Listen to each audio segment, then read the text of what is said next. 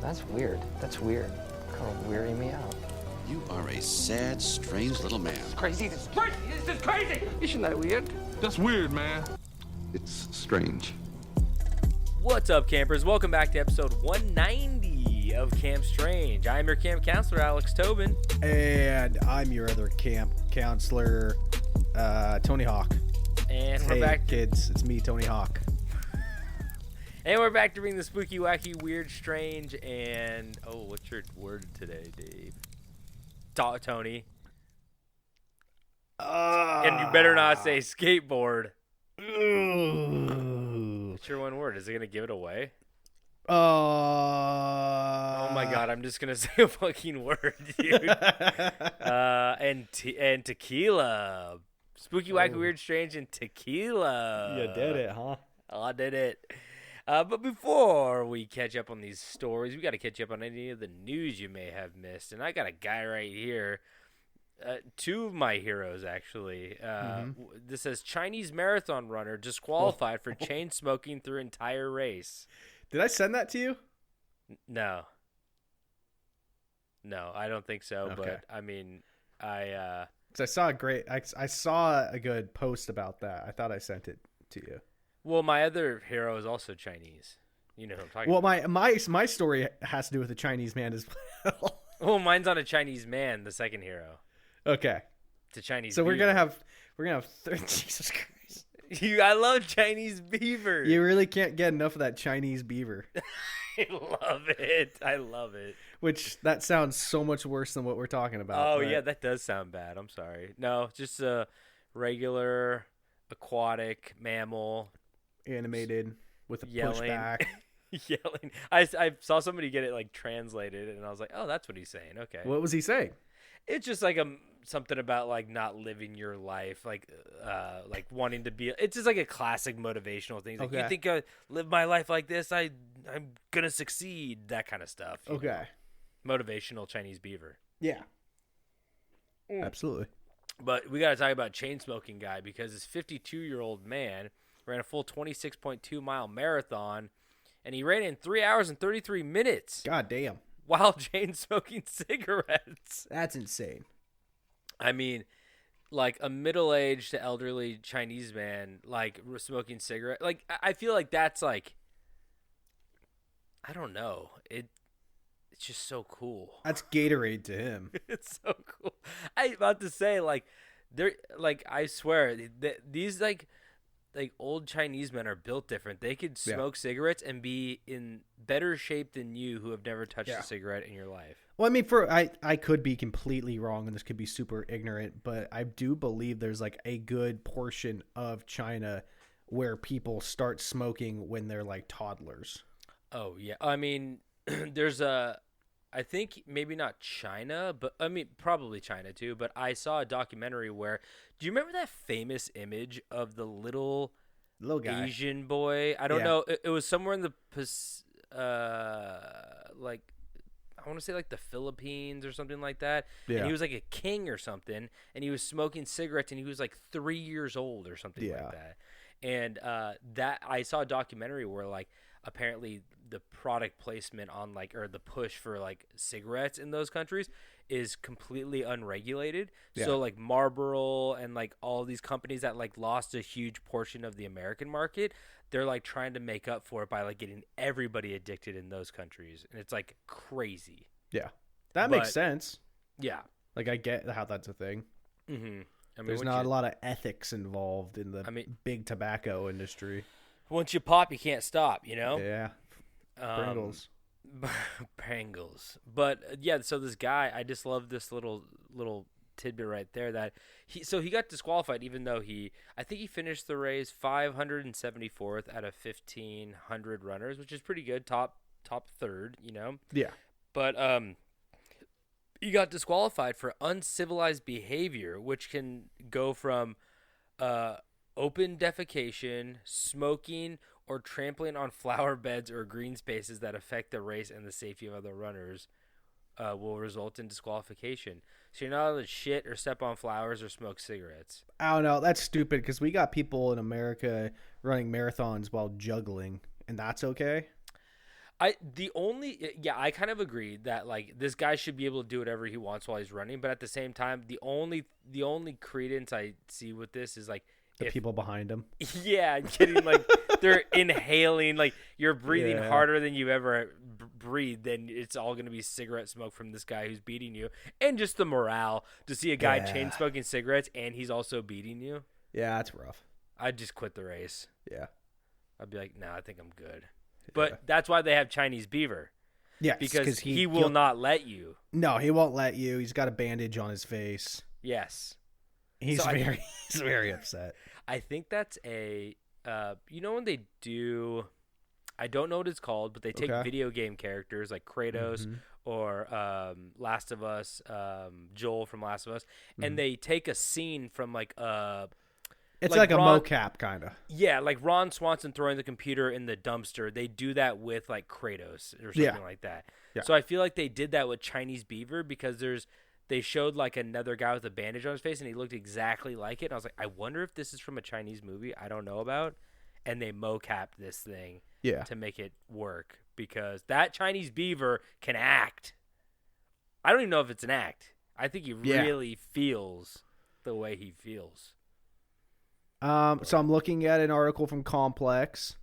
Oh, so I guess he's kind of got cornrows. Yeah, I saw that too. I thought he had like a Kim Jong-un like pushback. Connected pushback. No, I mean, I don't know why they did that because like I think the character that he's emulating does not have cornrows. No, I'm looking at it. He's got just kind of like a little shaggy haircut, nothing like super long, just like a normal haircut. Yeah. I'm trying to see if I can find the exact quote. You think I'm some low-key street vendor. I've been waiting for 3 years just for a chance. I have to prove myself, not show off, to reclaim what's mine. Is what the is what the Chinese Beaver is angrily yelling. I want to do an impression, but it's so not okay, so I won't do it. I usually have it on mute. I can't even imagine what it sounds like. I'll play it real quick. It'll only come through my headphones. Don't worry. Oh, I thought I want everybody to hear it. I mean, I don't know how to do that. I'm not some computer whiz. It's fine. We could move on from Chinese Beaver, but I mean, he's having a moment in time right now, and it's just great. God, I just love his neck rolls. He's really good. He's really motivated. He needs to work double as hard. I don't remember what he said. So my biggest question about this is, like you said, we've got Kratos throwing away the computer like Ron Swanson. Yeah. They also do the one of the guy in the boat who does like that little nod. Remember, he like like the approving nod. Yeah. The canoe. Yeah. So my question is, so in that case, you've got famous scene from Parks and Recs, big character, famous scene. Someone puts Kratos in there, and also a famous IP character. Is Chinese Beaver from something, or is this an original character? Is this from like a kids movie or something? Over the Hedge? Oh, see, I'm not very familiar with. It does look like that animation style. I have to say, but I'm not. Do you think it's a Chinese cartoon? That's what I'm saying. Yeah. Possibly. Here's the Know Your Meme page. Yeah. Let's see what they got to say about Chinese Beaver. Oh my god. Should we just like, while you're doing research, should I just like cover this other story? Okay, well, so the scene is based off the 1986 film A Better Tomorrow. Okay. The beaver speaking Chinese has many wondering what he's saying. However, it is probably emotional, expressed via memes, reactions, proclaiming he's literally me.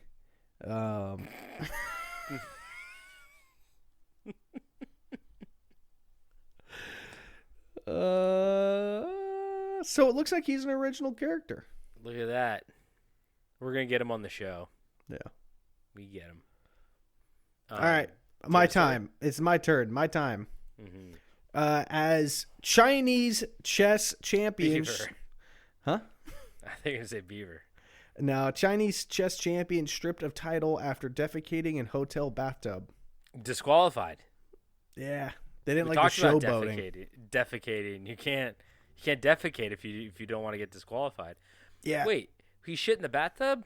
yeah. Yan Chenglong won the crown at the Chinese chess championship, and I guess he just like partied really hard, and he's 48. 48 years old, and he shit in the bathtub at his hotel because he partied so hard. He still got it. And because of that, they stripped him of the title and took all of his earnings back. Okay, how hard is it just to waffle stomp just a little bit? What is he doing? You turn on the hot water, you get it real hot. Piping. It's gonna start dissolving immediately. It's so hot. It's like getting some It'll break up. some hard cooked food off the pan like that. You probably it's gonna don't even break need up. a waffle stomp. Yeah, but it's for good measure, just to feel like just to feel what you ate. Yeah, you got to put it in its place. I like to get some dirt in it. I rub some shit in it. Yeah. Yeah, I guess this guy's just a real piece of shit. No pun intended. Also, I don't like snitch maids. Hold on. I was just cruising this and I saw the word anal beads. Oh yeah, they've been cheating with that. They put How? anal beads up because they do vibrations for the moves. It's like somebody will like vibrate if it like. There's got to be easier ways. I don't know it's like Morse code, but for anal beads in chess. So, but that's the thing. It's really hard to join a chess match when really hard to get people to want to play chess when they ask you to pull down your pants and bend over before every match. So, or when you're orgasming on your final move. Oh, that would be a pro. I'd play chess. Yeah. You know? Yeah. He keeps knocking over the entire board. He's just grabbing the table and shaking. But I got another story here. Yeah. As undercover FBI agents helped autistic teen plan trip to join ISIS. Oh, no. This is a classic misunderstanding, but this guy Humza Mashkour was 16 years old, and for 2 years he chatted with somebody online about terrorist activity. Yeah, and I don't know who initiated what per se, but basically he was talking to an FBI agent the whole time, and when he turned 18 they arrested him. And they're like, we have all this evidence on you. But I don't know if they knew that he was autistic the entire time. Yeah. So it's like entrapment. Yeah. I'm all there. I don't know. It's very okay. So do you remember like catching pedophiles pretending to be a little kid? Like that's good. Do that. But here's the question though. Once again, if they're developmentally disabled in some way, shape, or form, yeah. Like, how much of that is entrapment to a certain extent? Like, if somebody, let's just say they're 18, they're 20 years old, they suffer from a disability, somebody reaches out and goes like, hey, I'm 16, I want to go on a date with you. Do they fully understand the repercussions of what they're doing? Because they didn't reach out to anybody per se, but somebody reached out to them first or something? I believe that goes case by case. Yeah. I think a judge would have to deem them unfit for, trial or wrongdoing. But yeah, I think that just kind of goes case by case. I mean, entrapment itself is very an interesting thing. I remember in college we were talking about how I don't know if it was the FBI or a police organization, they would drive a Nike truck into an underprivileged area and then park it there and leave it unlocked. And some people, I think they left it unlocked, or they allowed very simple lock on it where you could just snip it off of bolt cutters, and then they set up a sting where they're just ready to pounce. And I'm like, yeah, I mean, it's those guys are stealing and they're doing something wrong, but it's like if you put a cupcake in front of a toddler, it's like, come on, what are you doing? Of course you're gonna grab it. Why would you not? You're I would do that, and I don't even need the Nikes or anything like that. I'm just like, yeah, it's free. Okay, I'm gonna take one. I'm not gonna get caught. Man. Oh, just because I told you I was gonna steal from a Nike truck, now you're backpedaling. I don't know about that one. What? I don't know. I'm a fisherman, so I don't know. I don't know what you're talking about. I'm just saying I like to make little thingies that look like bugs so the fish will try to bite it, but I'm not trying to lure people in with traps. There's a fine line. No, yeah, I think it's like pretty messed up because I mean they got rid of entrapment like that. They don't allow it anymore because it's just like it's basically just setting somebody up for failure. It's like It's really unethical just to be like, oh yeah, here's $1 on the ground, pick it up. Oh, that was my dollar, you stole it, and you're like, it's covered in what? poop. It's a poop dollar for sure. Yeah. It's always a poop dollar. I did the fish. Speaking of fishing and dollars, I did the fish line on the dollar. Yeah, hit the bush. It was great. People loved it. I was like 10. So, but I not. I don't know. I feel like that's like so mean spirited. If someone really needs $1 and they're gonna chase one, like that's sad. No, but here's the catch. Okay. I would place the $5 or $10 on someone's porch, knock on their door. And then as they answered the door, they would look down, see the dollar, and then I would start reeling it in. So the person would open the door and be like, oh, somebody left some money here. And then they'd start seeing it go in. They'd be like, what the hell? And they go to chase it, and then they'd see me in the bush. They get a big chuckle out of it. I'd kick your ass. He grabs the I'd take your fishing fishing line. rod. He lures me into the house. Yeah. That's I'd get my little fish stick that I crush their skulls with, and I would beat you unconscious. You crush their skulls with a stick? No, I'm kidding. That is a thing. I'm strictly catch and release. I don't like the taste of fish, unless it's a walleye. I will eat walleye. Walleye is delicious, but no, I always catch and release. Walleye tastes like butter. Does it? Yeah, it's delicious. You don't like salmon? Salmon's fine, but I don't love it. Okay. I don't know about that. I don't know if I fully agree with that. And I'm sure catching no salmon. What do you like the taste of? You just told me you didn't like the taste of something else, too. And I was like, I don't know. You just eating Whoppers. I love an angry Whopper. Regular Whopper, no. Angry Whopper, yes. Spicy McChicken, yes. Normal McChicken, absolutely no lettuce on either. Lettuce. El Diablo burger, Carl Jr. That's why you don't like the taste of anything. You have no taste anymore. You only eat like flaming hot shit. Yeah, no. Hottest of the hot on everything. I mean, I can really get anything down with the right level of hotness. My favorite hot sauce at the moment, there's that secret aardvark sauce. It's made in Portland, but what? Yeah, it's like a big thing in Oregon. But they have a red scorpion hot sauce, which might be the hottest hot sauce I've ever had, which is great because you can just put a little bit on there, mix it up, and it's good to go. And the bottle lasts forever.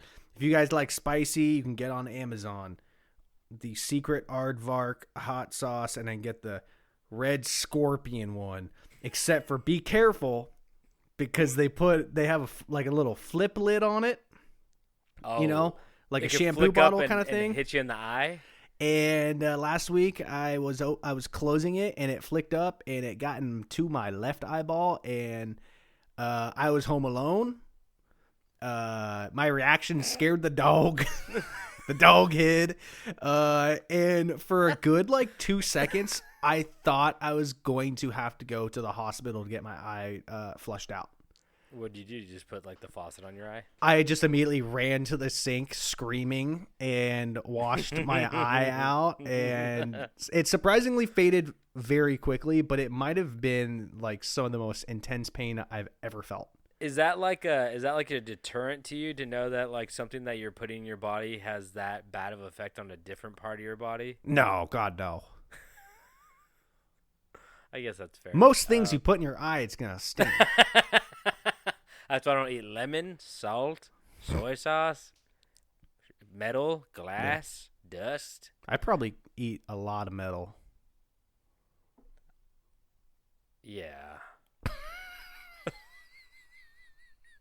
Probably. Probably. I mean, I ate a lot of paint. Did you? As a child, oh yeah, I love paint chips. I have to be the lead base, and if it's got a little layer of caked asbestos on the back.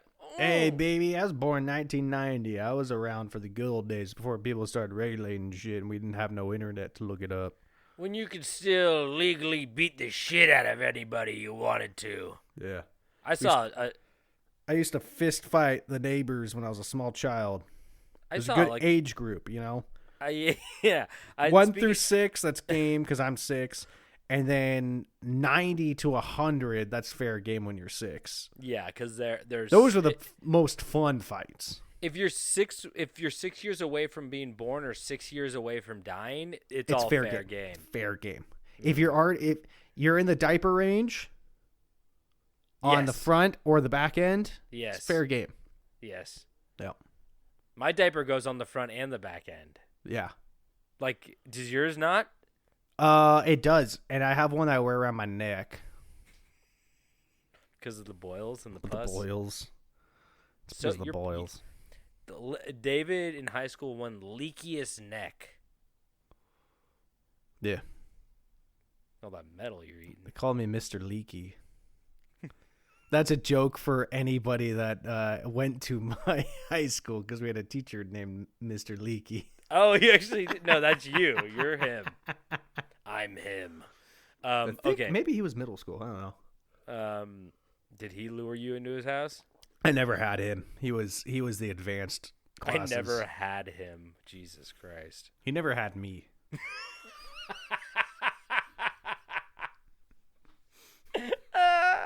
Do you have another news story? Oh yeah, I do. Chinese study finds. Oh my God! Everything's Chinese today. This one's not related to China. I just want to add that in. Oh, okay. Study finds Bigfoot sightings correlate with black bear populations. Bullshit. Bullshit. I want to get that out there. I saw it and I just didn't want. And yeah, exactly. They're related. They're second cousins. Mm-hmm. I just wanted to get that out there in case anybody else saw that and were like, "Oh, that's kind of suspicious." No, it's bullshit. Yeah, don't try to send me that shit to change my mind. Yeah, it's bullshit. Yeah, it's bear shit. It's Bigfoot shit. Speaking of Bigfoot, you see the shit about this new Jesse Eisenberg movie? I don't know who Eisenberg is. Is that his name? Jesse Eisenberg? Yeah, that one. Is he in a movie with Kieran Culkin? I don't think he's in it. Oh, I see a lot of them like Sundance is happening right now. They have a lot of like interviews together, so I don't know. I don't think he's in it. There's a girl in it. I don't recognize her name, but apparently she's like big and good. I don't know. She's big and good. She's big and good. Are you thinking of Megan Good? No. Bigfoot movie. Jesse Eisenhower. Does he play Bigfoot in it? It's called Sasquatch Sunset. Whoa. And what I saw about this movie is that people reported at Sundance that it was the most walked out of movie in Sundance history. Stop. Wait. There's not a trailer for it. I tried to find a trailer for it. There's no trailer. Riley Keough. I'm looking. Oh, I don't know who this person is. Riley Keough. Yeah, how do you pronounce that? I don't know. Is it Keough? Isn't the GH make an F? Is there a plot here? No, it's just apparently it's about a family of big feet. There's no dialogue in the whole movie, and there's like scenes where they're just like shitting on things and pissing on things. Yo. And yeah, Jesse Eisenberg and Riley Keough play big feet, and they don't say a word through the whole thing. And I guess it's like an hour and a half, and they just go around and piss and shit on stuff. That is cool. Most walked-in movie, you said, Walked right? out of. What? I don't understand. Yeah, everybody hated it. I thought people would be feral running in from the street, and they'd be like No. trying to hold them back, and they're like, I hear piss and shit, and then they're like breaking down doors and stuff. And I don't think it's legal, but at this point, I don't give a shit. I think we should find a way to get a copy of it. yes, And we could make a Discord room, and we could stream it on one screen, and we can invite anybody that wants to come join us and watch this movie via Discord. oh, that would be actually kind of cool. I think it'd be kind of funny. Set that up. Also, do you know our buddy Sam Skolnick is he's in a Sundance movie right now. Really? Yeah, he's in a Snaps for Sam. Snaps. He's in a movie called Freaky Tales, and he did a Oh scene. shit! Does he get naked in it? He gets fully naked, and Pedro Pascal is his scene partner in it, and he's naked. They're all naked. Speaking of pissing and shitting on stuff, that's what they're doing in that scene. But Really? it got a standing O. A standing, oh no, I'm gonna shit my pants. Whoa! So how long is like their scene together? Sam has a couple lines. I don't know. I haven't seen it. It's That only a at kid. Sundance. But Sam knows somebody who's at Sundance. It was like, I saw Freaky Tales, and Sam's like, my scene could have got cut from the movie. I don't even know. And he's like, and he confirmed. He's like, your scene is in the movie, and it's Hell fucking- yeah! So I was like, cool. Yeah, because Sam did that one show with Jennifer Gardner. Yeah, he got cut out of that. He got cut out of that, except for you can hear his voice at one point. I'm like, it's Sam! And then was you can like- see him staying in the background completely blurred out. Like, that's Sam right there. He's like, do you want a kid? Yep. You want to get your kid? and then Jennifer Gardner's like, who the fuck are you? No, but he got like blurred out. It was kind of annoying, but you could hear his voice slightly. It's that, what's it called? Like the last thing he said or something. It's like I don't know. We watched him that and- one her and Jamie episode. Lannister. We watched that one episode that he was supposed to be in. They cut him, and we're like, fuck this show. We're not watching this. Yeah, I punched a hole through my TV. Yeah. Fuck that. Anyway, but yeah. So Yeah, shout out Sam. I still hate Sam from the Camp Strange aspect because I still think he had one of the best stories True. a guest has ever brought in here, and I was very bitter that we didn't find that story I was like, first. how did 'cause we not know about this? It was such a good story. It was good. Speaking of good stories, should we get into it? I'm trying to think. You got any more Chinese news? That's a good thing to Google search. Chinese news. Oh, man falls into molten metal pot again. China order. Man touches exposed electrical wire. Explodes. Things don't seem good in China. There's no what's it called? Not HIPAA. Not what's the DECA? What's the thing for like construction sites? That like OSHA? OSHA. They Fuck don't have OSHA. I mean, Why? I love OSHA. They said I couldn't walk around the construction site in my Crocs. Yeah. Anyway, They would say that. They would. They would say that. And then they would fine your company like $15,000. Yep, those are expensive Crocs. Yeah. But are you looking up something else, or should we just No, it was all political, boring, total yawn fest, just yapping about shit. They ain't speaking Chinese. They speak in Japanese. That's good, right? I don't know if that's offensive or not. It's not. Those are just words. Okay. I like how my argument was they were just words. Like, words can't be offensive. Yeah, no, that's perfect. No, they're words. They're fine. Anyway, so yeah, let's get into these stories that we got for you today. Now, David, Oh, yeah. I made a promise last episode. Mm-hmm. A promise that I was going to fulfill. We talked. I don't know how it got brought up. Did you bring her up or did I bring her up? I mean, she's never not on my mind. So we brought up MySpace, early to mid 2000s, and the revolution that took place on that site. And We can't talk about revolution without talking about one of our founding fathers, or should I say founding mothers of social media. Mommy? I knew you were going to do that. Mommy. Yeah, that's right. Last week we talked about the one, the only, the most friended person on MySpace, Tila Tequila. And for those of you who don't know her, she, like I said, she was the most friended person at the time on MySpace, besides maybe Tom. And Tom that was doesn't everyone's count. friend. Tom was never friended. He just started as a friend. You're right.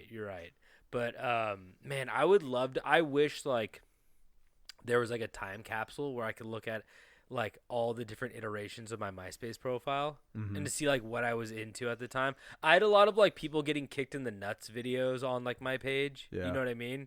Yeah. Funny like European commercials, a kid saying a swear word that was like really funny. Yeah. There's this little video of a kid being like, he done did, he kicked him in the penis. You remember that video? Oh, yeah. Oh my God. That was the funniest video ever. Yeah.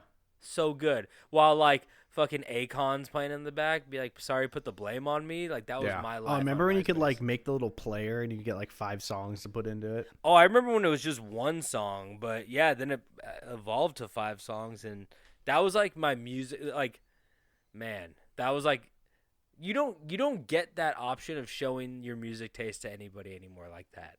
Not really. Nah, Instagram stories aren't the same. No. But yeah, so today we are going to talk about the one, the only Tila Tequila. Tila Tequila. So for those of you who don't know who Tila Tequila is, let's start at the beginning. Tila Tequila was born, oh, here we go, Nguyen Thien Than. And I probably pronounced all of that wrong. A lot of THs. But in Singapore in 1981. Tila then moved to Houston, Texas with her parents and 2 older siblings when she was 1 year old, where the family would live in a home that resided in a gated community run by a Buddhist temple. In Houston? Talk about things you would not expect in Texas. In Houston? Houston, Texas. Yeah, it says Houston. I was going to say maybe outside of Houston. Maybe it was outside of Houston. But in Houston in 1981, Buddhists were on the ground floor of the Lone Star State. That's crazy. Isn't that weird? Huh. Very strange. Huh? They probably were on the outskirts a little bit, but yeah. you know, Houston's a big city. well, Texas is a big state, so they probably went there to be like, how do we not get bothered by people? Isn't like, Houston like the 3rd biggest city? Oh, I'd believe it. I You think mean population wise, or yeah, just, I think after like New York and LA, I think it's Houston. Maybe actually, I was gonna say Chicago, but You do a quick little Google search. yeah. Anyway, I'll keep reading. So she moved to this Buddhist temple, and although the family only stayed in this community for 7 years, only 7 years, still pretty long, living in such a strict community made Tila rebel against her parents' religious values as a teenager, which I kind of understand that. If I lived in a Buddhist community, I'd probably be like, this sucks. I want to go like hang out with my friends. So growing up, she would get into some trouble with friends and even her family. She apparently struggled with family issues. I have the answer, by the way. Oh, what's the third biggest? Number 1 is New York with 8.8 million. Okay. Number 2 is Los Angeles with 3.9 million. Oh my God, New York has that many people? Yeah. What? Isn't that crazy? What? Yeah. Chicago is number 3 with 2.7 million.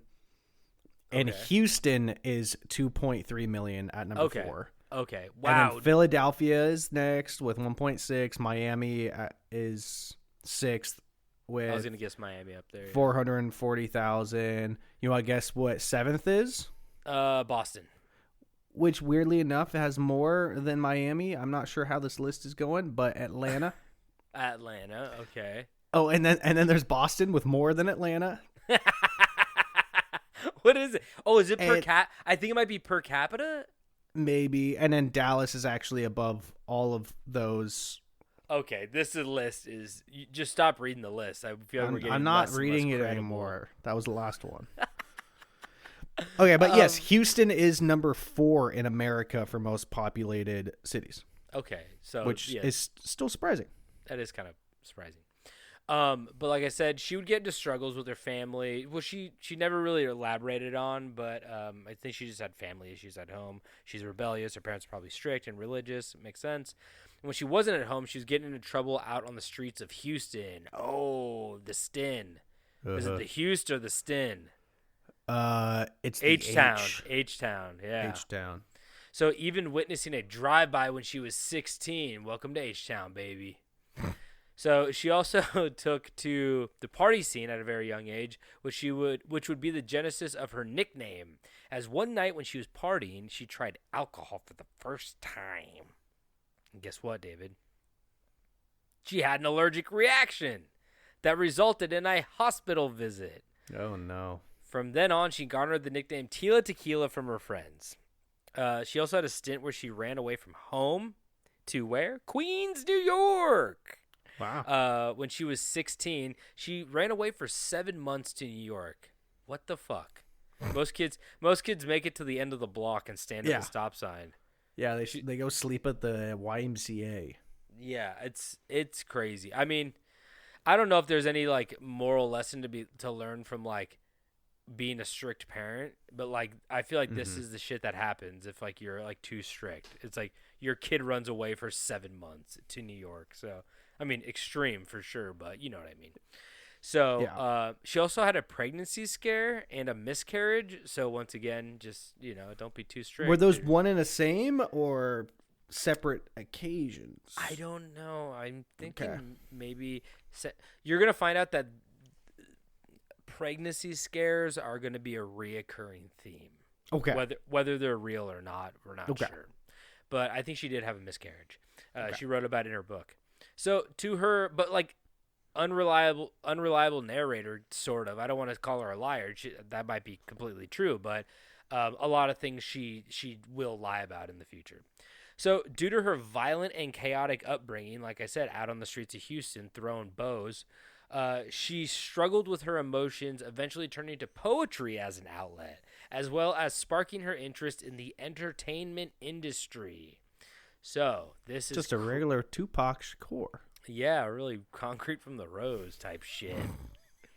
Anyway, so after high school, the 19-year-old Tila was in Sharpstown Mall when dude, you do not see this shit anymore. This is like talk about entrapment. Malls? Yeah, you don't really see malls anymore. You're right, but also talk about entrapment and like unethical behavior.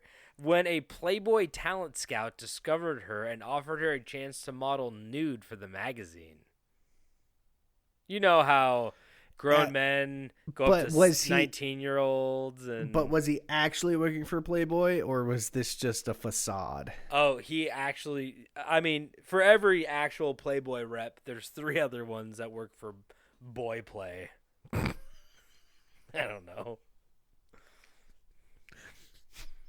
It's a really bad name. It's a really bad Boy Play. Anyway, so this fucking guy walks up and goes, "I'm gonna make you a star. Get naked." So Tila moved to California in 2001, where she would Always become a mistake. 2001. Yeah. Okay. After 9/11. Yeah. I can't believe you were doing anything that year. Just shut it down. So she didn't move to New York. So Tila moved in 2001, where she would become, this is the most fucking early 2000 sentence I've ever heard. Tila moved to California in 2001, where she would become Cyber Girl of the Week. Like that's like so big like accomplishment just that week.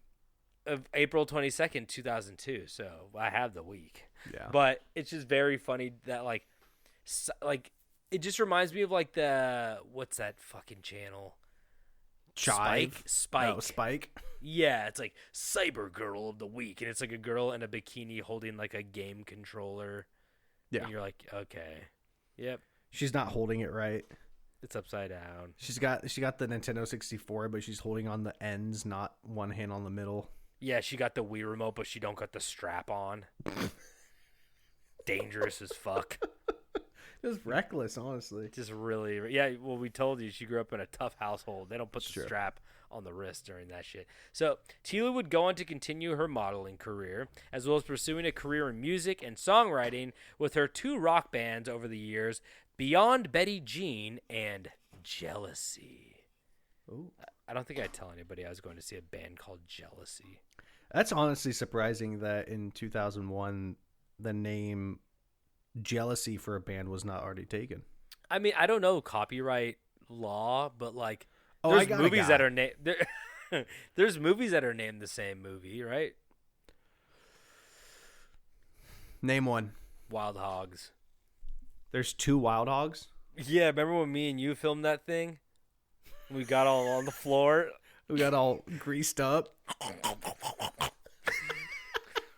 I was like, fucking Cinemark wouldn't play in their theaters though. Fucking cheap bastards. I kept screaming, I'm Tim Allen, and you're like, I'm Martin Lawrence, and it was like really, really good. Wow. I mean, yeah. I look a lot like Anthony Mackie, but not so much like I'm not a Martin Lawrence guy. not too much like Martin Lawrence. I don't have the ears. Martin. But I'm trying to think of another movie, but there's like, I feel like big movies, like iconic movies, you don't want to rename your movie after. Like, if you named your movie Heat, people would be like, oh, you mean like the De Niro movie? And you're like, no. It would just like constantly fuck you over. But I feel like there's movies out there where like there's a straight to DVD, really low budget movie called Heat, probably. You know what I mean? It's possible. So I just don't know the copyright law on it, but I'm Jealousy, on the other hand, original. Okay. So, but like I said, with these 2 bands, none of them would be as successful as when she joined.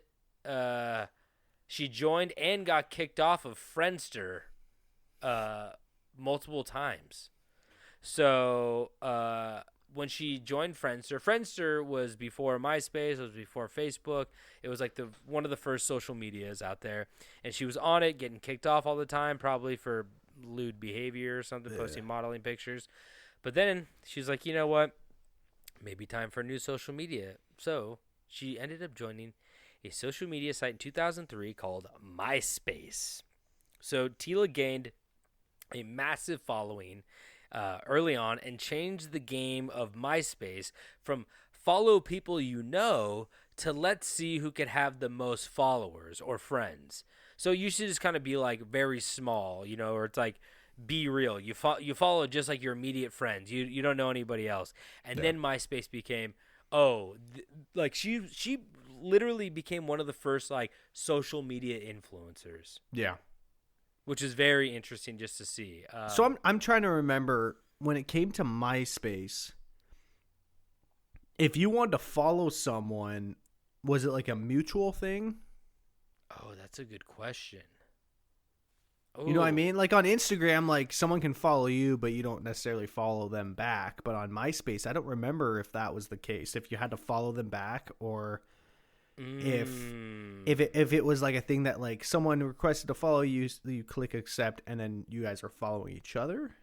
Oh, I don't know. I don't really remember like the minutia of it. I think it had to be like I follow you and you can follow me, because I don't think actually I don't want to speak on it because I don't really actually know, but I just know we'll get into how many followers she had in a second. But well, that's kind of what I was getting to, is like imagine being someone in those early days that you have like 1 million followers, but you also have to follow 1 million people and like logging into that and being like, holy shit, what's going on here? Yeah, I doubt that's the case, because your whole front page would be fucked, right? Yeah. So, like I said, so she joined MySpace and gained a massive following, changed the game. Tila became queen of MySpace and amassed the most followers on the site at the time, which was only 1.7 million. No. But that's when like nobody was on social media. You know what I mean? Like that was a very new thing. That's still 1 million people though. Almost 2.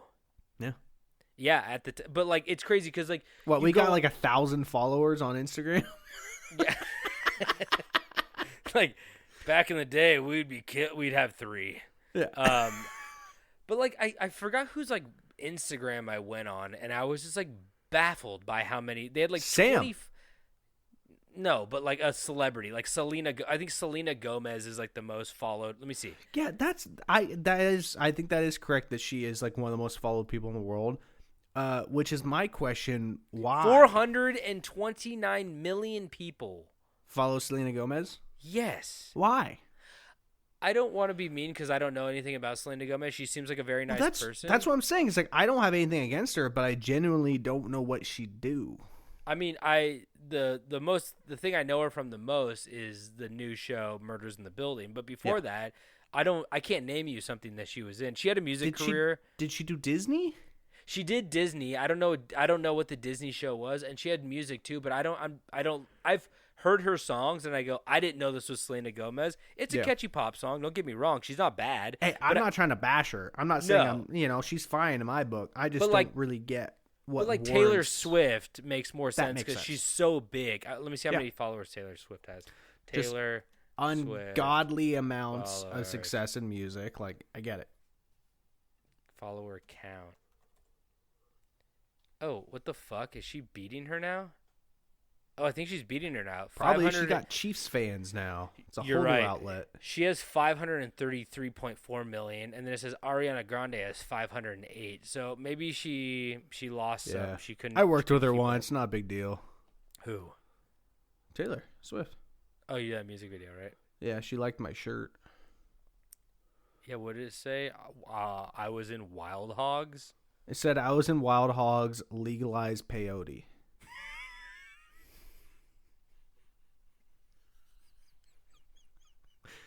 And on the back it said it's meet me in the alley, we're playing dice. I had a shirt that she got mad at me for. It said I will kill Travis Kelce September 8th, 2025. She's like, that's not funny. And I said, what's not funny? It's not funny yet. I got every date in this shirt, bitch. You just ended up on September, baby. You just caught the September 8th shirt. I'm going to get him. I'm joking. This is a joke. FBI, don't come at me. If there's a stalker or anything that he has, I am not that person. Anyway, so like I said, only 1.7 million, but a lot at the time. So Tila's career exploded and resulted in many reality shows, movie and TV appearances, modeling gigs, and more music endeavors, even getting signed by Will I Am. Oh, give me that Will I Am. Oh, give me that Will I Am. God, he is. Did you see the new video of him fucking driving the Mercedes and be like, when you step on the gas, it starts to play faster music and shit like that? No, I didn't. Oh, I fucking hate Will I Am. Dude, he's always trying to do like some new tech with music. He tried to do like something that like it was like a watch that could tell your mood, and other people can tell your mood at the time. So it's like if you looked on your app and it was like red, it could like read your. Tobin's mad. Yeah, he must be in like, the gym. Yeah, I'm like, what the fuck? No, I even though I just brought it up, I also worked with Will I Am. Okay, you need to stop, Doc. No, but the only reason I'm saying this is that he was the worst person I was ever in the vicinity of. Well, that's because you had that shirt that said, I will kill Fergie with a sickle on September 8th, 2025. She was kicked out of the group by then. She wasn't there.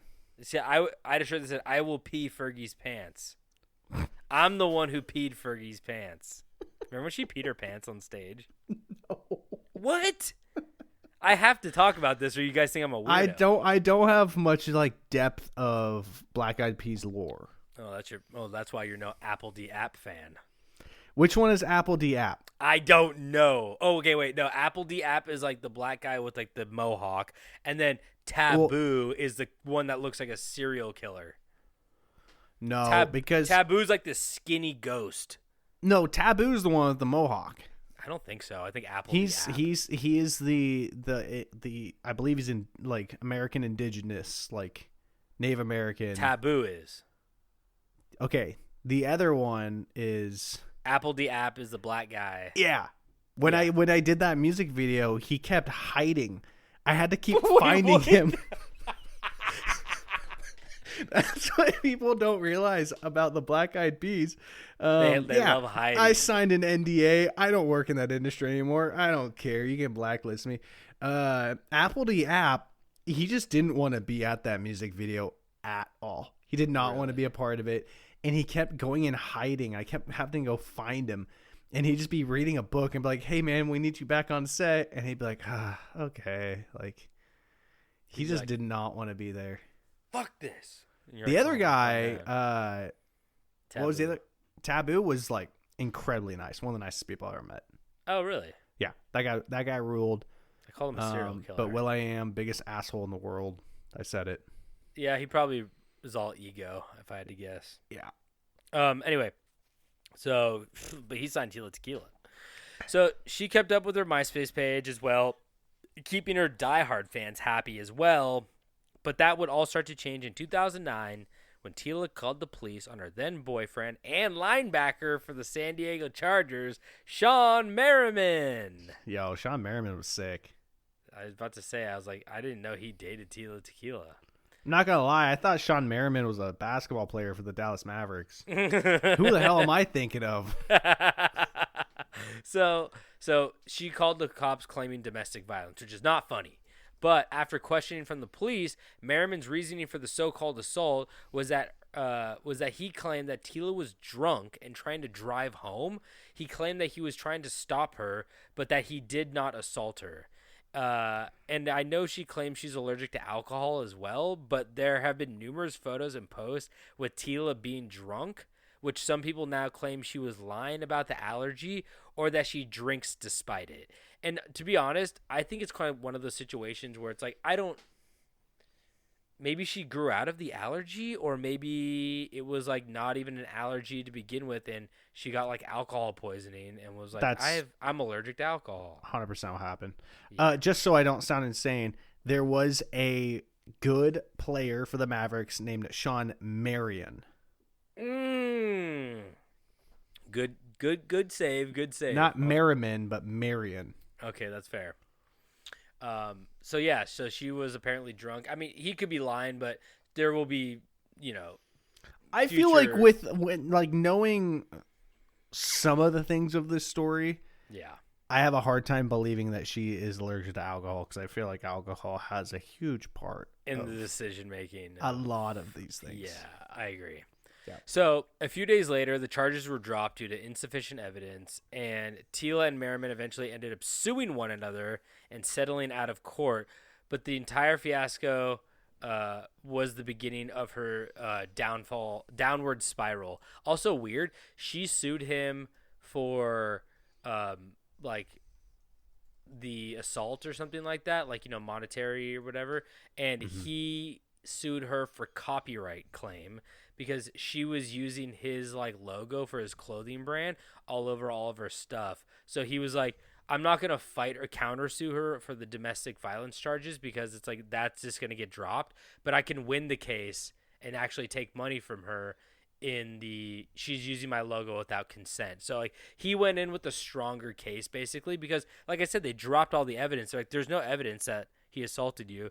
And he was like, there is evidence that she like took my logo. So I don't know. They settled out of court, like I said. So I don't know what the situation was. But you never know. Like settling out of court is always like, oh, well, one person was wrong and they just paid money and now it's gone. Yeah. I mean, for sure. I mean, they just can't talk about it because they all signed NDAs about it.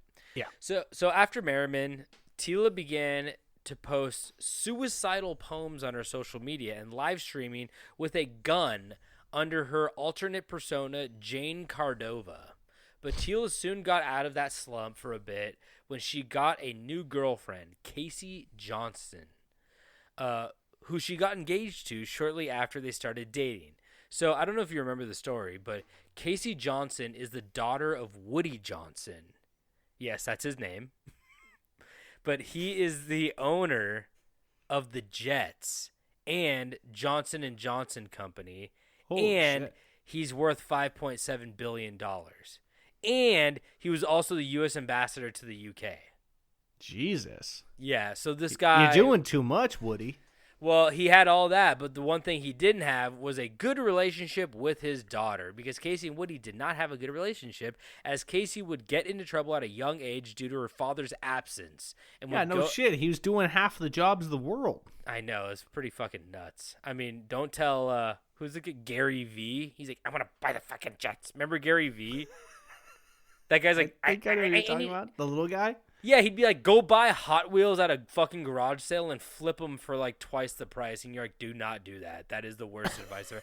I mean, like, sure, go do that if you want practice and like ripping people off. But like, I feel like Gary V, I always say this, the only thing between you and $1 million is your ethics. You know what I mean? Like, yeah, Gary V is the type of guy that's like going to fuck somebody over any day just to like make a couple bucks. So it's like, sell your mother's kidneys. Yeah, I'm not saying he's like a bad dude altogether, but like people, he's got the Alex Jones disease where they get too wrapped up in the thing they're trying to sell and they become monsters. Exactly, where it's like you will do anything to keep the persona of I'm making money. Not saying he's not a smart businessman, but if he's telling people to like go negotiate a Hot Wheel down to like a quarter and I mean, they don't want him anyway, I guess. It's just like slightly slimy behavior, I guess is the best way to put it. Not unethical. We haven't even talked about the biggest news of the week.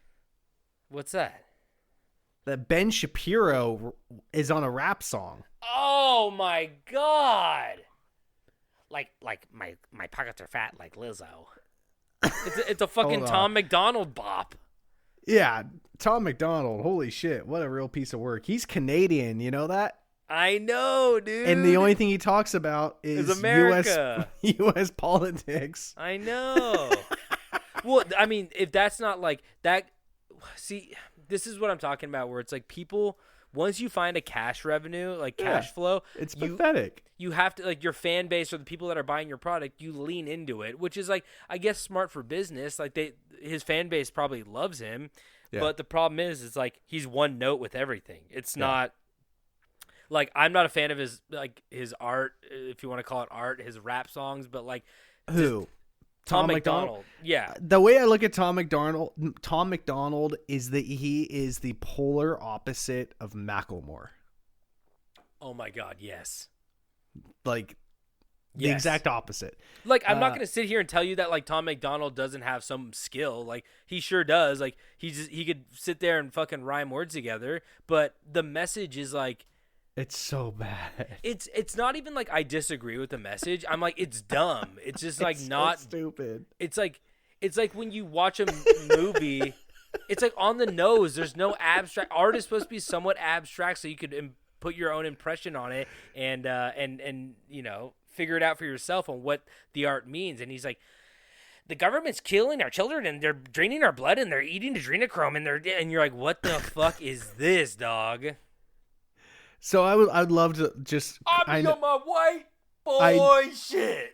I know I'm like really going off the rails here. I would really love to just read the chorus of the song and then Ben Shapiro's part of the song, and then I'll be done with this. Do it. So the chorus of the song is, I don't care if I offend you. I was put here to upset you. You can cry and you can scream. You can riot in the streets. You defund the police. Now there's no one to protect you. I hope I offend you. I ask myself, what would Ben do? Stop. Let's just keep it real. Facts don't care how you feel, man. Is this Ben's verse? No. Oh. This is still Tom. If you want my pronouns, I'm the man. I'm the man who don't respect you. Mutual. So now this is Ben Shapiro's section of the song. Do it like Ben. I really don't want to. Let's look at the stats. I've got the facts. My money like Lizzo. My pockets are fat. My pockets are fat. And you know Tom McDonald wrote this for him too. Oh, which for is sure. even better. Yeah. So fucking great. Homie, I'm epic. Don't be a wap. Stop. Wait, he said this. I'm epic. Yeah. Okay, making this fun is of pretty himself. epic. This is Yeah, pretty epic. I give respect. I think he's kind of making fun of himself on Is that he? one. Oh, yeah. But yeah, homie. What's a WAP? Don't be a wap. Wet ass pussy, I believe. Oh, is that what that is? Oh, is that what he's trying? Like that famous song. Oh yeah. Dog. It's a yarmulke, homie. No cap. No cap. I heard that line. I went, oh, yo. Look at the graphs. Look at the charts. You're blowing money on strippers and cars. And farts. You're going to prison. I'm on television. What the fuck? Dogs with a W. With an AW. No one knows who you are. Keep hating on me on the internet. My comment section all woke Karens. And I make racks off of compound interest. Y'all live with your parents. Nikki, take some notes. I just did this for fun. All of my people download this. Let's get this on Billboard #1. Okay, that's Which so is gross. insane that he calls out Nicki Minaj. I don't know if there's like prior beef to it. I thought it was like Nikki Haley he was trying to call. No, her. that's 100% Nicki Minaj. Oh my god. And the funny thing is Nicki Minaj tweeted this thing and being like this is insane. Like, I don't know who this other guy is that you did this with, but this is like hilarious. And then like Tom McDonald was like, "Oh, hey Nikki, like this is Tom McDonald, the other guy, the guy who has like outsold you like every week." And like all this stuff, and like it's just like, dude, like what are you doing? Well, you know what the problem is like, I always say this too, because this is what happened with the Sound of Freedom movie as well, where it's like these fucking things, they guilt trip their audience into being like, if you don't buy this, you're not a true patriot, or like they pester their fans being like, we have to get this to #1. So Yeah. it's not the art speaking for itself and being like good. It's basically them forcing their fan base to do something usually for like a spiteful reason. Like, we have to beat Nicki Minaj. She called me whack. Like, you're going to let her do that to me? Come on, we're all going to do this. You know what I mean? And I'm like, this is so stupid. And like I said, I have no problem with them. They're allowed to rap about what they want. But the fact is, it's like, it's not very good in terms of like it's not like clever. Nothing about it is like interesting. So, as I was sitting here, I scrolled up real quick before I close this tab, and I feel like there was one more Tom McDonald line in this I should read out loud, just so you guys really get an idea of who Tom McDonald is. This is the beginning of the song. If every Caucasian's a bigot, I guess every Muslim is a terrorist. Every liberal is right. What? Okay. He thinks the world's out to get him. He thinks like people It's like so plot, insane. like The guy's a plot for his lunatic. downfall. I'm like, It's so insane, and I really do think that this is another situation of the Alex Jones paranoia it really is. of like, oh, now that I bought into this, I got to keep going. But he loves it. Because he knows that like if you create controversy, that's how you get views, and that's how you get people talking about you. It's like any press is good press type situation. You know? It's sad. It's whatever. Anyway, so Big side tangent. I'm sure you have no idea where you are now, but we could not. No, it was the top of a paragraph. We good. couldn't not talk about the fact that Ben Shapiro was on a rap song. Dropped a bar in bar soap. You know what I'm saying? Okay, so Casey and Woody did not have a good relationship, as Casey would get in trouble at a young age due to her father's absence, as we talked about, and would go on to become quite a partier as well. So Casey also developed diabetes at age 8 and borderline personality disorder later on in life as well. And that both of those would have major effects later on in her life. Before Casey and Tila met, Casey was at an all-time low since she had been cut off from her family, including contact and trust fund. Casey lost her car and her apartment and was staying on in a friend's guest house when she met Tila. Her and Tila bonded over the fact that they were both tabloid partiers. That was when like Paris Hilton, Kim Kardashian, like they Nicole were all Richie. Nicole Richie, yep. They're all just like partying and stuff like that and just like getting in the press for it. So they bonded over the fact that they were getting a lot of tabloid shit and that they actually both dated the same woman, Yahoo heiress Courtney Semmel. So they're all just dating like the heiress of Johnson & Johnson dated the heiress of Yahoo. It's crazy. What a weird like life. Well, it was also like just like another little side tangent. Tila had like this dating show after MySpace called like A Taste of Tequila. I forget what it was, something tequila. And it was a bisexual dating show. She's like, I'm bisexual. So it was like 10 men and 10 women in this house, and they had to like compete. That's awesome. Yeah, and she ended up choosing a man, but then she chased after the woman after the woman left, and she felt bad or something. And then she dated neither one of them, and then did a season 2, and people were like, "Wait, is she bisexual?" And then she came out years later and was like, "I'm not bisexual. Maybe that's not cool then." Yeah, but like that's the thing that's weird is that she's dating women though, like outside of this. So like maybe she is, I don't know. Maybe she's an opportunist. That's confusing. But like if you're dating the heiress of Johnson & Johnson, where the father's worth $5.8 billion, and yeah, she's not in good standing with her dad, but she's like, if I date her long enough, eventually she's gonna get money, and then I'm gonna be set for life. You know what I mean? Yeah. So I understand like she might be an opportunist and not actually bi, but I don't know.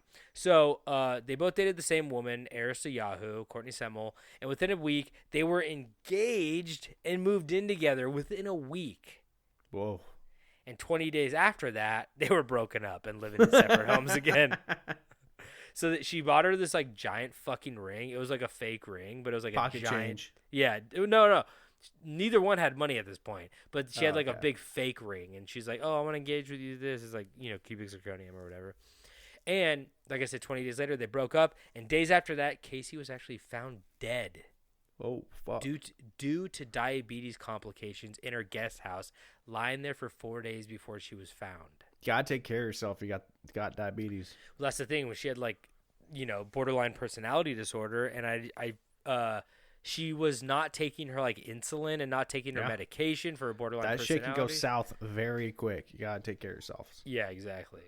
So Tila began to post rants on Twitter after this about exposing people and claiming that she was pregnant when she was not. Like I said, that pregnancy scare thing, this will recur. But the most iconic thing she did in that time after was drop a new album and perform at the gathering of the Juggalos. Can I get a whoop whoop? Whoop whoop. We need to go one year. Oh my God, I'm so fucking scared. Why?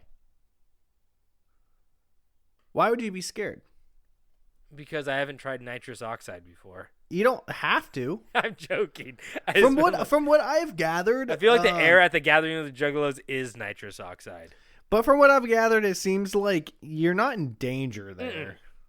No. It's no, like I'm not it's actually definitely scared. very different from like most people's day to days. But like, I don't feel like you'd be like, I don't think you'd be in danger. No, I don't. They're not. You've got an ICP shirt. You can just wear that. I do, and even though one of them's named Violent J, they're not very violent. So No. I think they're. You see when he broke his arm falling off that slide?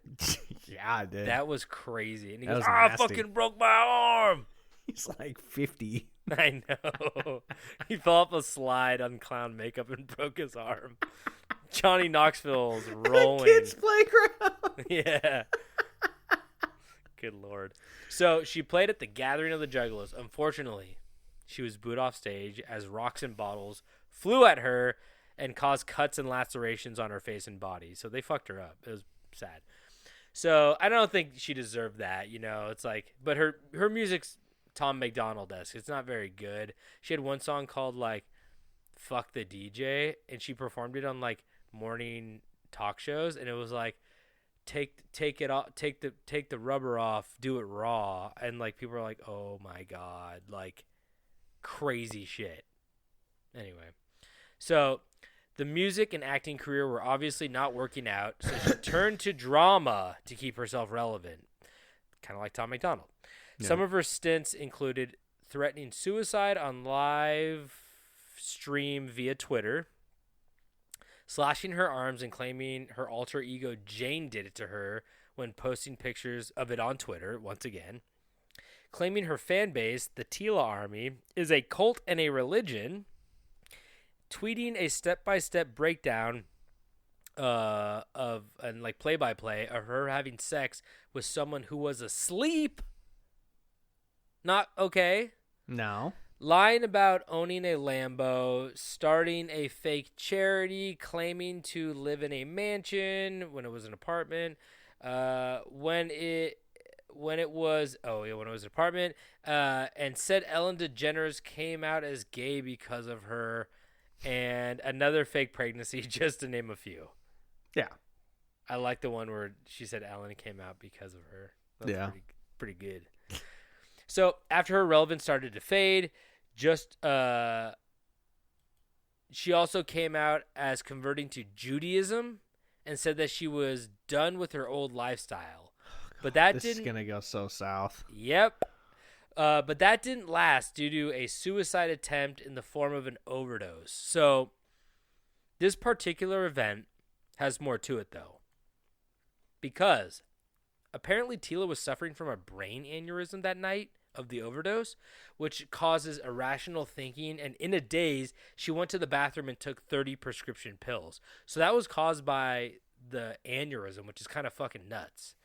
But she did survive, but it is believed that she suffered permanent brain damage because of what would happen next. So the aneurysms themselves cause brain damage, but probably also taking all those pills, you know what I mean? Yep. So people thought she had brain damage because she started doing this shit. So Tila became obsessed with the Illuminati and claimed that the secret organization caused her to have the aneurysm because she was going to expose them. So she said that the Illuminati gave her an aneurysm. She was going to expose them.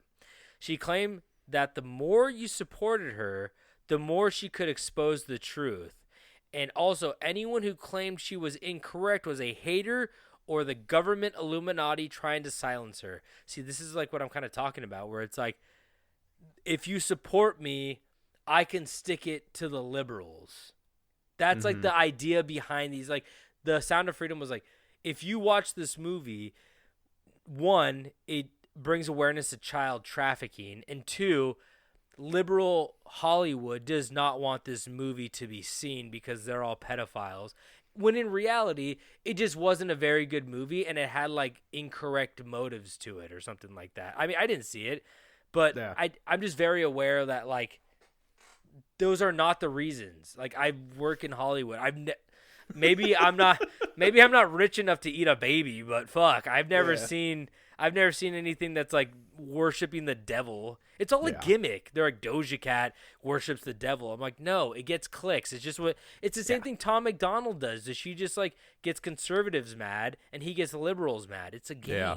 It's so and then stupid. it's like you look at Kiss back in the day. They're like, oh, this is Satan's music, and now you listen to it, it's like soft rock. Yeah. It's like, wanna rock and roll all night. And you're like, wow, how fucking satanic. Praise the devil, baby. So, like I said, Illuminati was trying to silence her if you did not like her. She went on to make YouTube videos ranting about secret rituals, blood sacrifices, CIA drones, World War III, and also that she was Taylor Swift, and or she created her. And also human depopulation. Those were her big topic points. So I didn't know she was Taylor Swift. Look at that. That's news to me. That's impressive. Or she created her. I think she flip-flopped on that. But human depopulation was an important one because not long after. Oh no. She would go on to post a photoshopped image of her with a pistol, German officer hat, and swastika armband standing in front of Auschwitz with the title Tila on it. Good Lord. She was Kanye before Kanye. Kind of. What does Maybe he a have? little more extreme, but What mental illness does he have? Like that's what bipolar. oh, maybe that's what she had too. Then 100% that's what she had. yeah. So the Wait, post. we say that as if she's dead. She's not dead. She's not dead. No, but she's not. She's also not in her Nazi phase anymore. She ain't living no more. You know what I mean? So, are you trying to say being a Nazi is living? No. I'm saying the party phase is gone. Oh, yeah, true. So the post also praised Hitler, saying that no one is willing to fight for America like Hitler was willing to fight for Germany.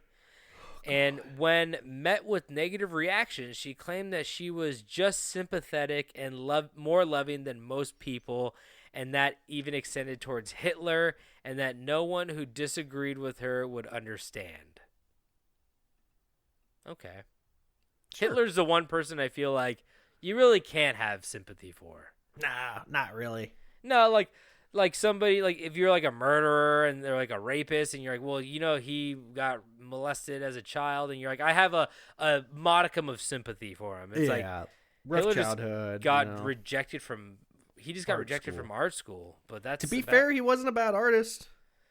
yeah, true. He was like okay, but you know, it's like I'm not an art person, so but I watched the thing about him, like a documentary, and it just talked about how like the art people were like, yeah, it was like okay, but it was like very uninspired. It wasn't. It was just like a landscape. It was like I know like a lot of people painted landscapes and stuff like that, but like I said, I don't know the difference between good and bad art, but they said it wasn't good. Charles Manson was a musician, Of course he was. and I listened to his music. It's not very good, but it's also not like the worst thing I've ever heard. Yeah. So it's weird. So she also doubled down by taking her 1-year-old and putting a Hitler mustache on him for a post on Instagram praising Hitler again. She also did like a little comb over, the Hitler comb over. That's rough for a child. Yes. She then apologized about her Hitler post after getting kicked off Celebrity Big Brother for her anti-Semitism. So she was on What a Celebrity. sentence. She was on Celebrity Big Brother, but they didn't know about the Hitler stuff, and then all the Hitler stuff came out, and then she got booted from the show. And she's like, "Oh, I think I had a lapse in judgment." But then after that, before shortly after the apology, she was seen at a white nationalist conference doing a Nazi salute and changing her Twitter banner to her and Trump, and her bio reading alt-right queen. Oh, Jesus Christ. And then she wrote after that, literally Hitler. She wrote the words literally Hitler. She didn't write Hitler. She wrote literally Hitler. Like she was literally Hitler. What the fuck? It's just like. Does she think that she's like misjudged? Like Hitler? Well, it's one of those things. Like if she was white, Mm-hmm. it would be. I think it would be much worse. Yes, of But course. the fact that where is she? Is she from She's from Thailand? the Philippines. Philippines? Yeah. The fact that she's Filipino, like I don't think she gets it. No, it's always weird when like this sounds bashing towards white people, but I mean like it's always weird when I see like a non-white person being ultra racist. You know? I'm like, what? I'm like, that's white people shit. No, Yeah. but you know what I mean? Where it's Get like, off my territory. no, like I mean, I don't stand for like any kind of No. racism towards anybody. Like even if like minorities are like racist towards black people. I mean, if minorities are racist towards white people, I'm like, oh, that's still racism. People are like, no, it's fine. I'm like, it's kind of fucked up. It's hurtful. But it's always weird when like I see somebody who's like a minority attacking another minority. I'm like, you guys have to band together. Like. Take Sorry. down the white devil. Yeah, I'm like, kill us. No.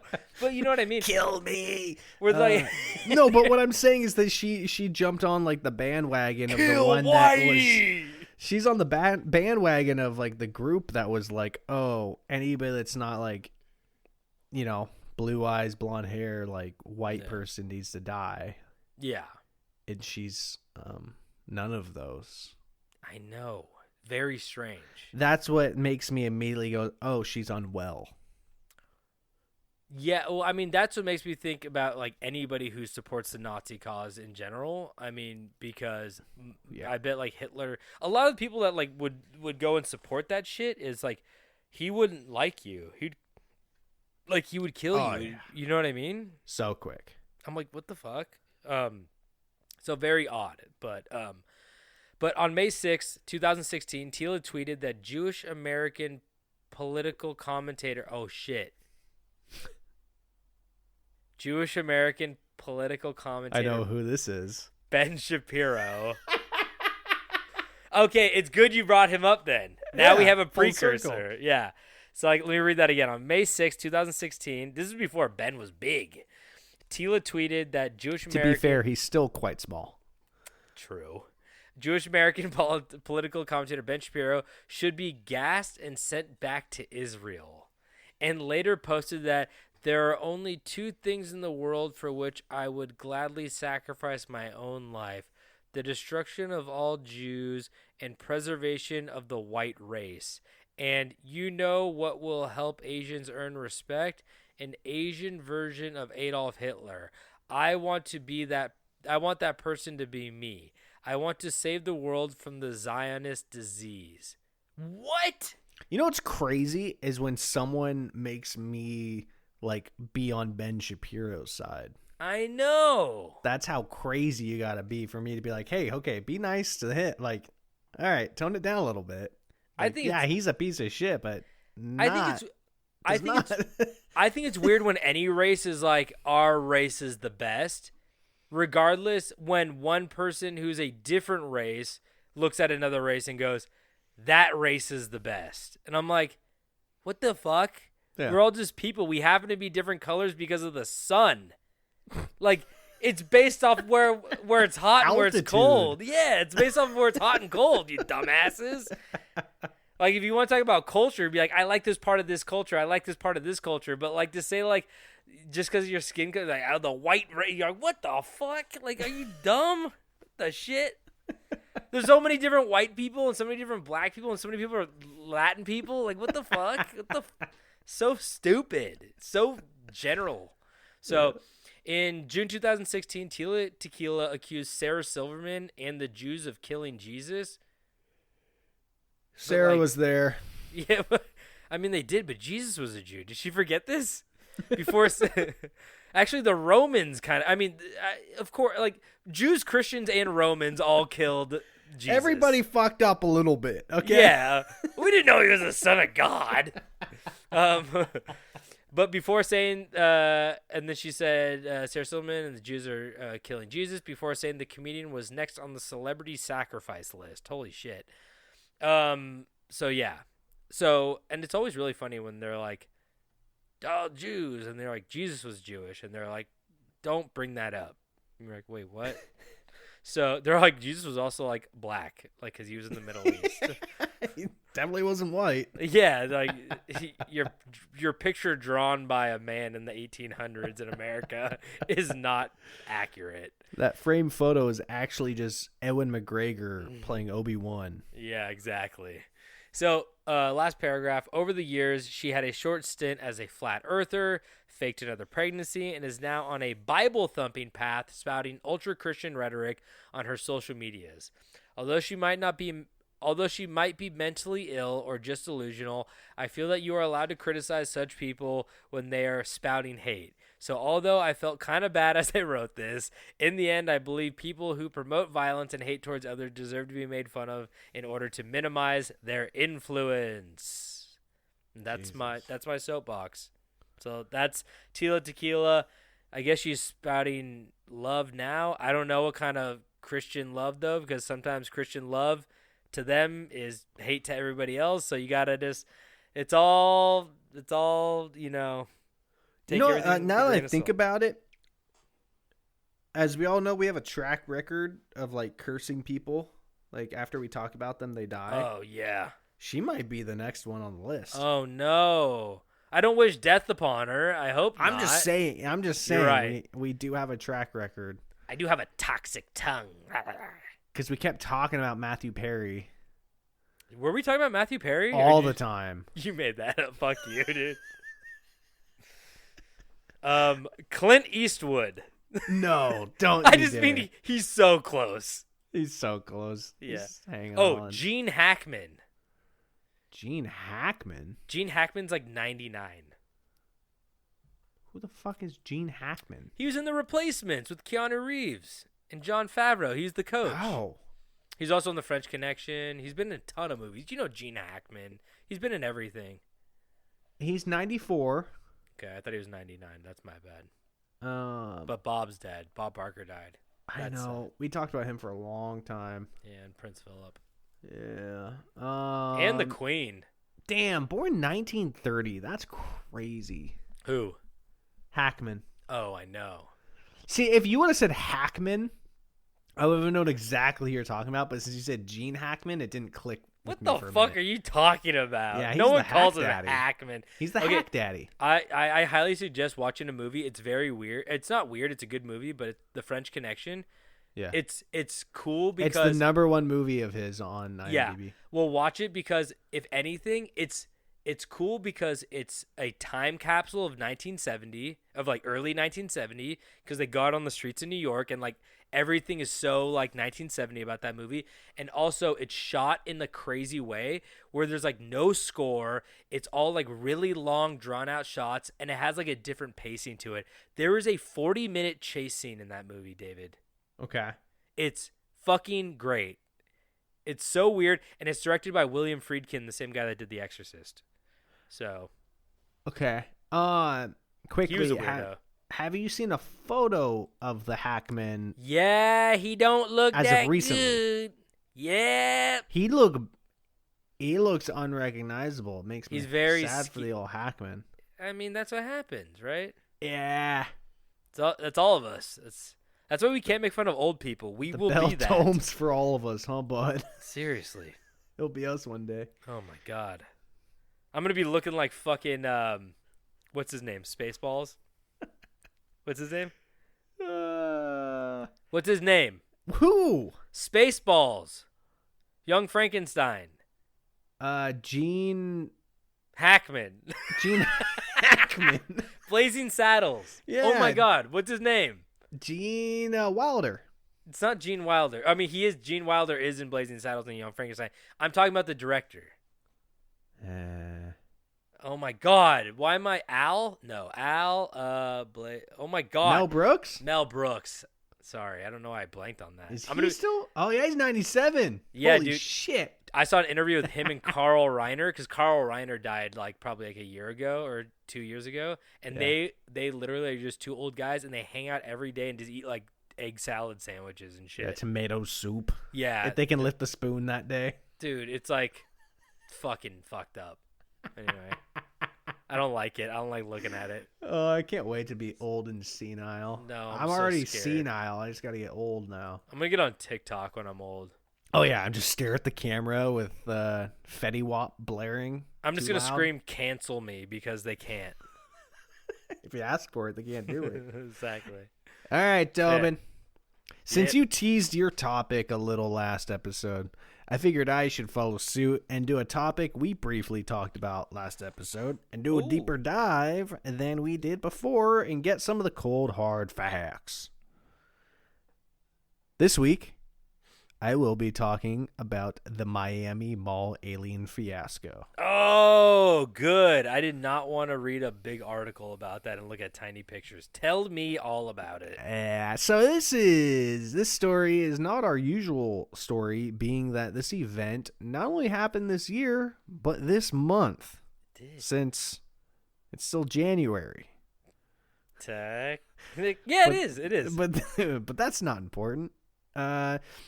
The fact that this happened 19 days from now, from the moment I was writing it, not when we were recording it, because I wrote this a couple days ago when we were supposed to record the episode a couple days ago, and then we were supposed to record the episode another day from there, but then now we're recording it here. Push it back. Push it back. But from the moment I was writing this, and as of right now, it's still a very recent story. And as far as we know it, this story might not be done, but for now, this is what we're working with. So, January 4th, 2024, pure pandemonium broke out at the Bayside Marketplace Mall in Miami. As reported by NBC News, along with other media outlets, a group of roughly 50 teenagers caused a riot at the outdoor mall. Oh. It is said that the teens, all 50 of them, started the riot by setting off fireworks, which led to panic as the popping sounds of the fireworks were mistaken for gunshots. Oh, fuck. That's why. All the cops. So you're so far you're buying this whole 50 teenage firework brigade. Okay, 50 of them makes sense to you. Okay, let's keep going. But as we talked about last episode, and I'm sure you are all aware of the rumors, this riot was not caused by an army of teenagers, but a group of 7 to 10 foot tall aliens. Whoa, I like how you threw in the height in there. I thought you were going to say a group of 7 to 10 aliens, but no. You went a group of 7 to 10 foot aliens. Yeah. No one had a yardstick out there, or 2, maybe even 3 or 4. That's right, people. Innocent teens and being blamed for the power of the unknown. Who could have guessed? Eyewitness accounts who have shared their stories online claiming that the shutting down of air traffic in the entire Miami metro area, with only police helicopters filling the air and every police vehicle in the city responding to the mall, was in fact aliens, not teenagers. Some eyewitness reports also mention the sightings of UFOs or UAPs, if you will. One social media post went into details about the alleged sighting, saying that the 7 to 10 foot tall creatures were involved with the chaos of the mall, and further claiming that the substantial number of law enforcement that shut down the area to keep more witnesses from seeing the aliens. Okay, so I'm glad you brought this up because I have a question. Yeah. Just to play devil's advocate, because that's what I'm here for. Of course.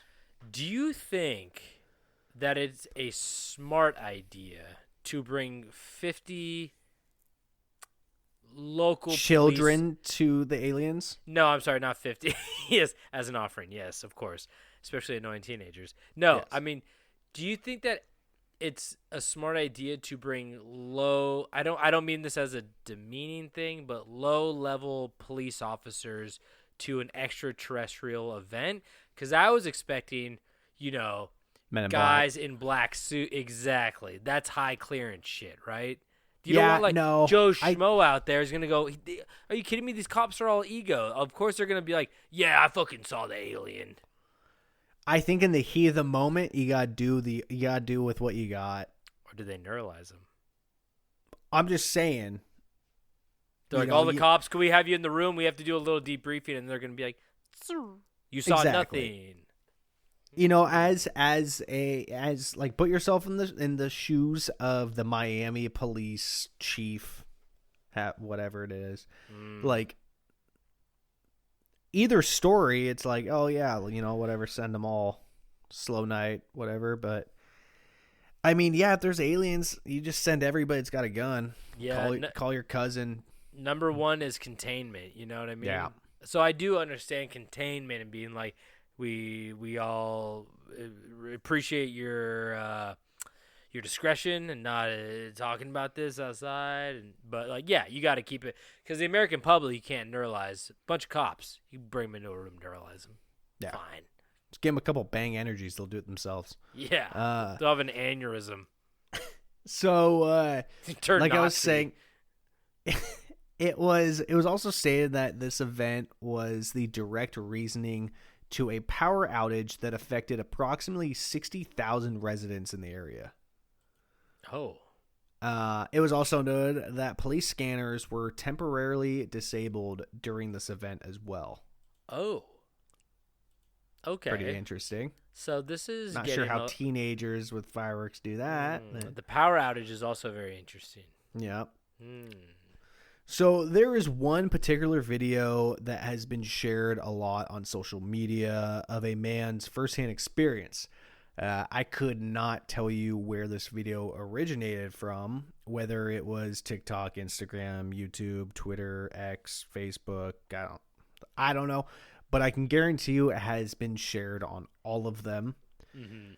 So I'm gonna just like share a few parts of what he says, but not the whole thing because it's like a long video, and I didn't want to sit here and listen for 5 seconds and hit pause and then type it and then go back and forth, where a lot of it's like kind of just scared ramblings. True. But the man talked about being at the mall with several of his family members shopping for shoes when they noticed commotion and people running. The man and his family started to run as his nephew noticed something behind them and brought to their attention that there was something there. The man says, "So my brother and I looked behind us and we saw these 3 9-10 foot tall creatures. I'm not going to say aliens. Everyone keeps saying it was aliens. I'm not saying it was aliens because I don't know what it was. None of us knew what it was. We all stopped in our tracks. A lot of people stopped and were pointing at it. There were a lot of people still running as well." Isn't it crazy how just the fact that he didn't want to call them aliens makes him more credible in my mind? Oh, 100%. It's so funny. It's like when somebody goes like they have an argument, but then they bring up a negative about their argument. I'm like, I believe you completely everything you say now. Because they're like, I know how crazy this sounds. I don't even want to say it because like I don't know what the fuck they were. Maybe they weren't, but maybe they were aliens. And you're like, yeah, I kind of believe you now. Yeah. So this part's really interesting. Once it made itself more apparent, it looked like it was glitching. What the fuck? Not like a computer pixelation, but a wavy glitch, kind of like whatever was covering them had been unveiled. Yo. He continued saying, "Then I could see it in its full form, all 3 of them. They were all black. You could see eyes, and you could faintly see lips." I was thinking gray or white. I wasn't thinking black. Yeah. Also, when you said they were glitching, my first thought was not an invisibility cloak, which is a great comparison. But yeah. I thought it was maybe going to be like interdimensional beings, like phasing in and out of dimensions or something. What this makes me think of is like the Predator. Oh, Predator Requiem. I brought that up today. I was watching clips from it. Such a good movie. They kill children in that movie. They kill infants. They kill newborns. They nuke a town full of newborns. They nuke a NICU. They nuke a NICU. He continues saying, it was clearly observing us. So the man continued. Nice Jordans. Where did you get those? Foot Locker. Where is the Foot Locker? I need a new Gucci belt. This is weird. Referee, where is an employee? Where is Versace perfume? I do not need you to referee a match. I need a shoe. Do you have a Yankee fitted in size 13 inches? Yankee with no brim. Yankee with no brim. Saucer with full brim. So the man continued by saying that once the thing started to walk towards us, they snapped out of the shock and ran for their lives. He also adds that when you experience something like this, something you've never seen, the last thing he was considering was pulling out his phone and filming or taking photos, which I completely understand. Like, can you imagine in your first eye perspective seeing a 10-foot tall alien? Fuck no.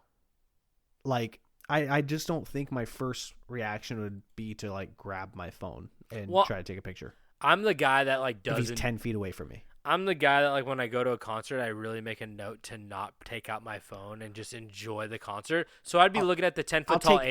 I got three. I got 3 photos. I'll take a photo at the beginning, photo at the middle, photo at the end, and I'm done. Well, I'll just like stand there and look at the alien, and I'll be like, Yeah.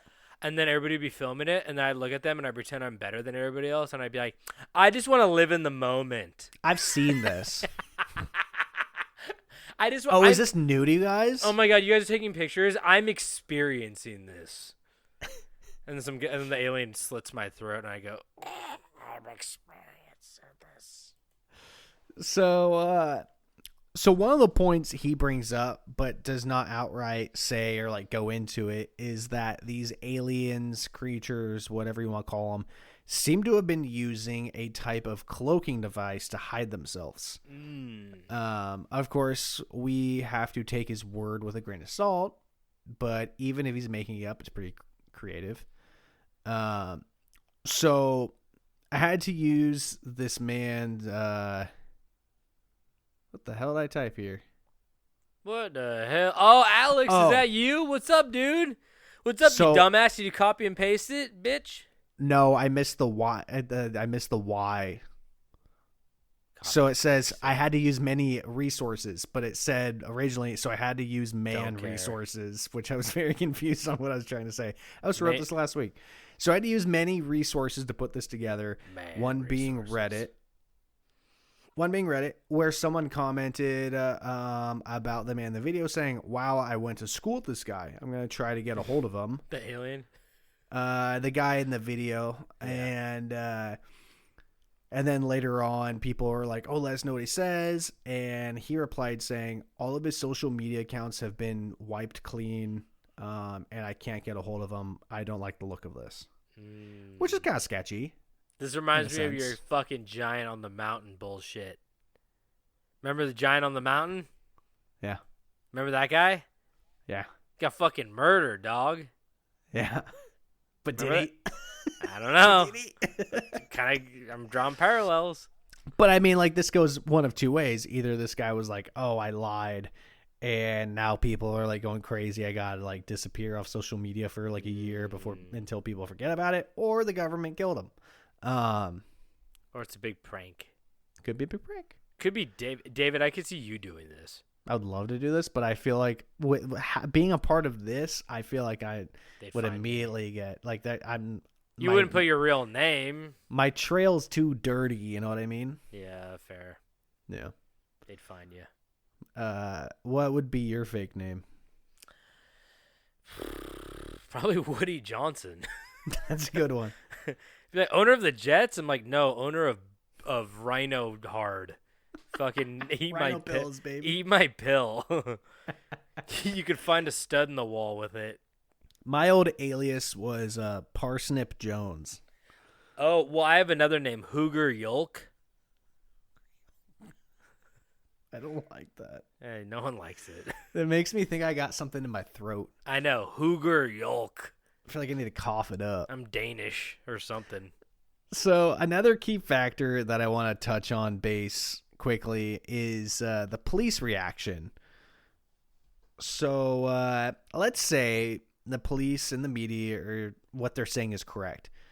We have a group of 50 teenagers setting off some leftover New Year's fireworks over at the mall. Why would they shut down all air traffic? That's a good question. Sure, you could argue they're using mortar shell like aerial fireworks that could be hazardous.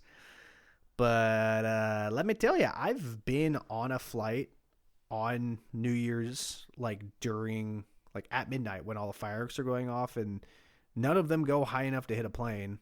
Maybe it was because they had helicopters in the air and they were trying to get coverage and they didn't want any other aircrafts in the air over there. It's a possibility. But another quick Google search says that this mall is 7 miles away as the crow flies, regardless on what direction you fly. It's 7 miles away from the airport. and what I was trying to say, which I definitely didn't type here, was regardless on which direction you were flying in and out of the airport, I don't think small fireworks from 7 miles away wouldn't be a problem to that at all. Yeah. We also can't ignore the power outage and the drop of police scanner. Yeah, that's interesting. How could the kids setting off fireworks shut down power for 60,000 people? Yeah, that's kind of weird. I don't really understand that. If you ask me, an alien or a creature of some sort who has the resources for an active cloaking device of some sort, it's pretty easy to assume they could have an EMP type of device, EMP that shit. which could also support the lack of video evidence. That even if someone was trying to take a video, like, you know, if they can shut down that many homes, make sure the police scanners are off, and like ground all planes, they could probably stop a cell phone from recording. That's a thing that a lot of people bring up, whether it be like Bigfoot or aliens. Mostly aliens, not Bigfoot, but Yeah, Bigfoot's not dabbling in soldering wires. No, he's just blurry. Yeah, he's so fast. Even when he's so not moving, fucking fast. No, even when he's not moving, he's blurry. Yeah. So now the question is up to you guys. What do you think? Was it a group of 50 teenagers setting off fireworks that practically shut down the entire city of Miami? Or could it have been creatures from the unknown depths of space? Or even the goddamn lizard people crawling up from our Earth's crust? Oh, crusty boys. Yeah, we may never know. Do you think it's aliens with fireworks? It could have been aliens with fireworks. No one ever brings that up, and it pisses me off. I bet aliens got awesome fireworks. They got cool ones. They got ones that, like, go straight up into space. They create stars. Where else do they come from, you know? No, they create... Oh, yeah, exactly, yeah. What are they? Yeah, exactly, yeah. Anyway. Stars. No. Magnets. Fucking magnets. How do they work? But, like David said, I think we should go to the Juggalo gathering this year. That'd be really fun. It's in Ohio. Love that. Swag like Ohio. Yeah. Is that a Lil B? Lil B the bass god. Yeah. Thank you, bass god. Anyway, thank you guys so much for tuning in. We love telling you these stories, and we love when you stick around and listen to them. If you guys want any more information, you go to Camp Strange Podcast on Instagram. We post shit on there.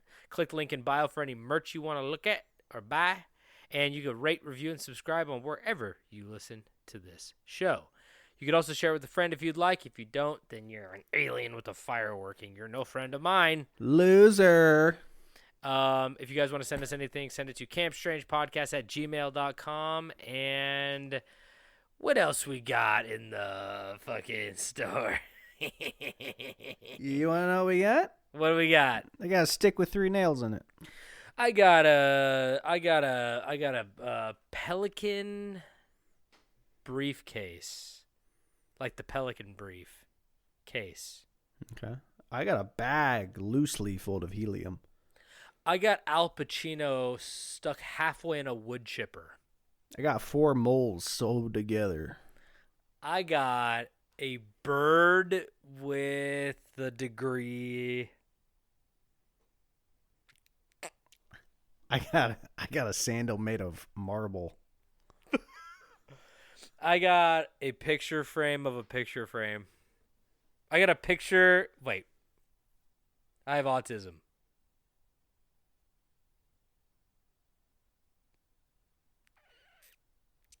I have telepathy. Is it called telepathy? Yeah. But you don't know the type I got. I have a dog in me. Okay. I got 3 Carl's Jr. burgers made of crab shells. I have just the thing you need.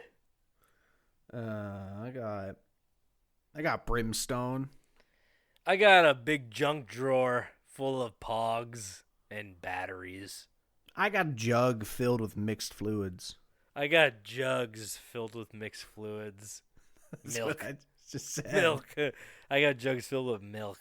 I got a car made of balloons. I have type 3 diabetes. I got a 7-foot pin for sewing. I have trauma in me bones from a past life as a pirate ship captain. I got a Porsche made of licorice that travels 44 miles per hour in the neighborhoods. I have a tiny man in my car who tells me exactly when I'm going 66 miles per hour.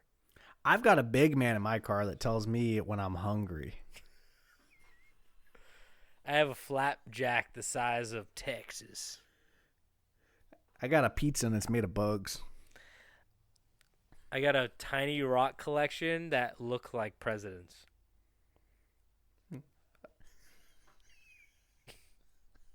I almost said something bad.